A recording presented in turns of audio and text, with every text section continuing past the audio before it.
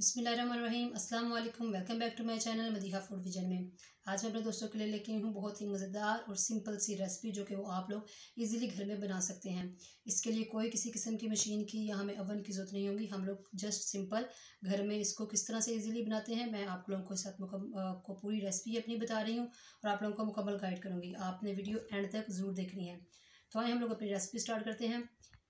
Cake बनाने के लिए जो चीज़ें हमें चाहिए होंगी वो मैंने सारी निकाल के पहले से रख ली हैं और अब मैं वन बाय वन जो है वो बाउल में डाल रही हूँ और आप लोगों को बताती जाऊँगी वो कौन सी चीज़ कितनी मकदार में है।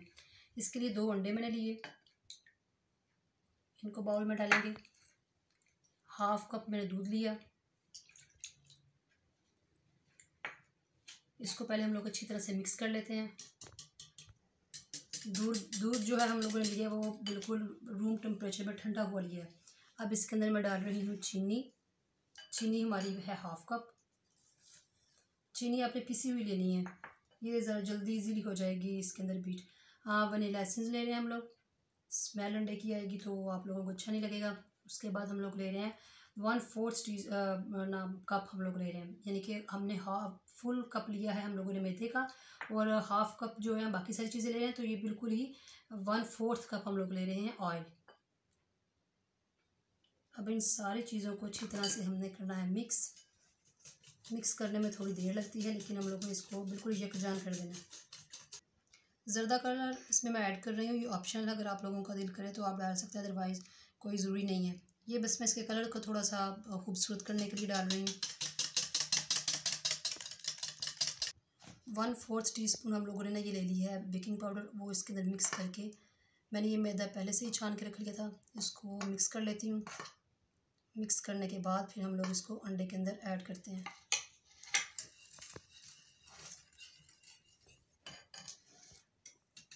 थोड़ा थोड़ा करके हम लोगों ने इसको करते जाना है और इसको अच्छी तरह से मिक्स करना है।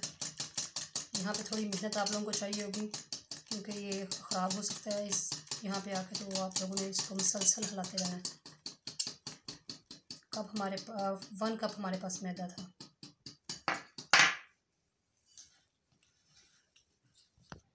इसे मैंने 1 मिनट के लिए तकरीबन मिक्स की है अच्छी तरह से। ये देख सकते हैं आप लोग, ये बिल्कुल एक जैसा हो गया है।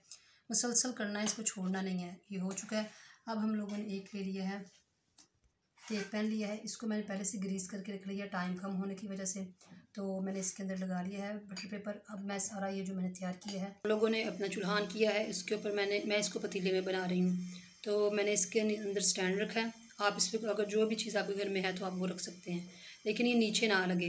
तो मैंने ये नीचे स्टैंड रखा है। अब मैं इसको उठा के बड़ी एहतियात के साथ इसके अंदर रख रही हूँ। मैंने इसको रख लिया एहतियात से अंदर। आप देख सकते हैं चारों तरफ से अलग है, यानी कि सिर्फ स्टैंड के ऊपर है, अब पतीले को टच नहीं कर रहा। अब मैं इसको ऊपर से ढक के पकाऊंगी 40 मिनट के लिए और 40 मिनट के बाद हम लोग फिर इसको मैं आपको दिखाती हूँ इसकी फ़ाइनल लुक ये किस तरह से बेक हुआ है। 1 घंटे के बाद हम लोगों ने इसका ढकना उठाया और अब देखें मैं आपको दिखा रही हूँ इसको चेक करके कि ये बिल्कुल भी नहीं लगा इसके साथ, यानी कि ये बेक हो चुका है अच्छी तरह से। अब हम इसको रखते हैं 2-3 मिनट के लिए रूम टेम्परेचर पे, फिर मैं आपको निकाल के इसको डिश आउट करके दिखाती हूँ। रूम टेम्परेचर पर ठंडा करने के बाद मैंने इसकी कटिंग करके रखी है। देखिए माशाल्लाह से कितनी खूबसूरत इसकी ये लग रहा है और ये कितना सॉफ्ट सा। आप लोग उसको चाय के साथ, लोगों ने जिस तरह आप लोगों को गाइड किया जाता है आप लोगों ने बिल्कुल इसी सेम टू सेम बनाने की कोशिश करनी है, क्योंकि अगर ज़रा सा भी कोई स्टेप जो है आप लोग मिस करेंगे या कोई चीज़ कम या ज़्यादा हो जाए तो ये रेसिपी ख़राब हो सकती है। तो आप लोगों को अगर मेरी वीडियो अच्छी लगी है तो इसको लाइक करें, शेयर करें और सब्सक्राइब करना मत भूलिएगा और मुझे कमेंट सेक्शन में बताएं कि आपको मेरी वीडियोस कैसी लगती हैं। इसी के साथ मुझे इजाज़त दीजिए। नेक्स्ट वीडियो तक के लिए अल्लाह हाफिज़।